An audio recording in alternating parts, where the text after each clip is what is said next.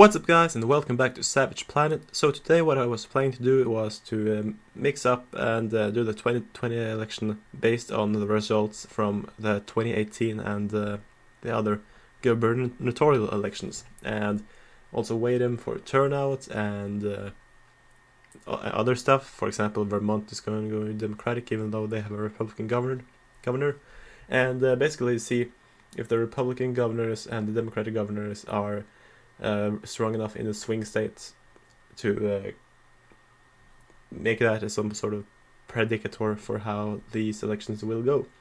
For example, it is a bonus for Trump to have a Republican governor in the state of Florida and 2 Republican senators. So things like that is what I'm going to watch today. Also, please subscribe.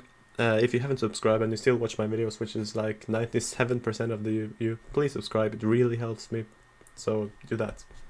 First of all, the 2018 elections featured a lot of flips. The Democrats actually flipped 7 gubernatorial seats. Some was expected, like New Mexico and Illinois. Some was not, like Kansas. And some was surprising Republican holds. I guess you could say that Florida is no longer surprising, even though because they haven't really elected the Democrats in a very long time. But the Republicans still have the majority in governorships. So first of all, we should fill in the states that are anyways safe for the Republican Trump. That includes these 3 states. It includes the state of Montana. Even though they have a Democratic governor, we know that does not really matter. They are going to go for the Republicans. Now, Kansas is also a state with a Democratic governor, Laura Kelly. You know what? Maybe I should just mark. Yeah, but I'm going to wait with those states. Texas, Republican governor. Arkansas, Missouri, Mississippi, Alabama, Tennessee, Indiana, West Virginia, South Carolina, and Alaska. Now, these states are all safe Republican, and they have Republican governors. Now, there are some states that are safe Republican but have Democratic governors, like Montana, like Kansas, Louisiana, Kentucky. I just marked them this way to see the difference. So these states are clearly also going to go to the GOP. On the Democratic side, some states are quite baked in. Colorado has had Democratic governors for a very long time. As New Mexico flipped from Republican, as did Illinois, Minnesota, and Virginia and Pennsylvania, Democratic governors, New York. Maine currently has Democratic governor, but we know about the 2nd district, and of course DC, and Delaware, New Jersey, Connecticut, and Rhode Island, and the rest of the states here have Republican governors. But of course we know that Maryland, Massachusetts, and Vermont are going to go to the Democrats no matter what. So now we come to the swing states in the map. Clearly Pennsylvania is a swing state, but they have a quite strong Democratic governor, and we know that it's not going to be contested. But the Republicans win some important ones in Georgia and Ohio. They of course won the governor elections there in 2018. Ohio, I guess you can say it was by a surprisingly big margin, and in Georgia a surprisingly small margin, but there was a lot of national attention to the one in Georgia for no particular reason. It was not more important than any other or something like that. Also, most importantly, Trump's biggest safest bet is the state of Florida, which now have 2 Republican senators and a Republican governor. It's absolutely a must-win state for Trump, and it's clearly one he is poised to win in 2020. Oh, I forgot Hawaii. I sometimes forget Hawaii. Now, Michigan and Wisconsin actually dropped their Republican governors in 2018. So Michigan was won by Gretchen Whitmer by 10 points. Wisconsin was much closer. It was won by Tony Evers by 1 point.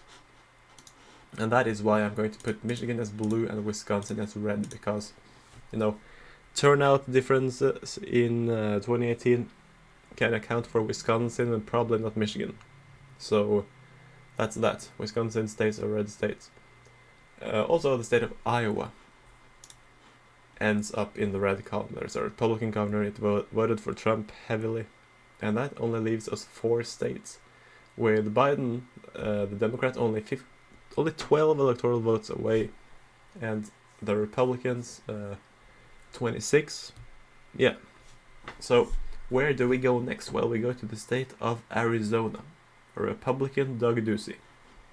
This one actually voted for a Democratic senator, but it voted for a Republican governor by a much bigger margin.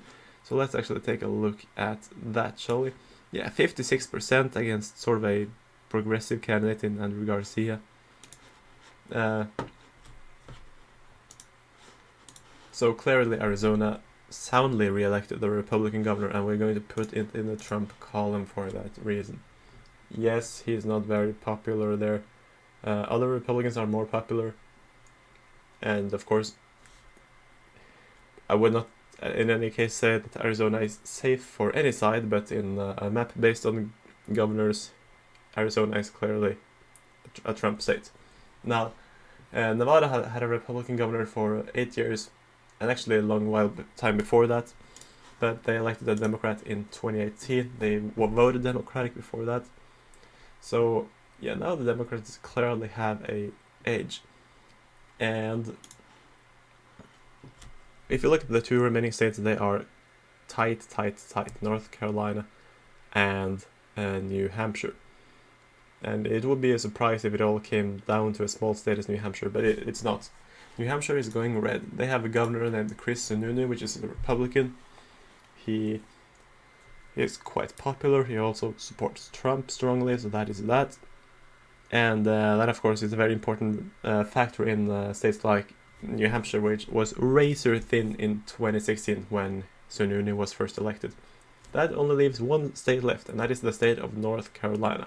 It has a Democratic governor, which is sort of an outlier. But if you look at the margin he won with in 2016, it was very narrow. He defeated a Republican incumbent, yes, but it was narrow. Trump won the state by almost 4 points. Richard Burr won the state by, I think, 6 points. So even though they have a Democratic governor, that one is going to go to the GOP in this instance. So that finishes it off. Trump at 274, Democrat at 264. I think this is starting to emerge as sort of a more likely alternative, though some states like Pennsylvania might flip, Arizona might flip, you never know. Anyway, that's it for me today. Please subscribe, please like this video, and I'll see you next time.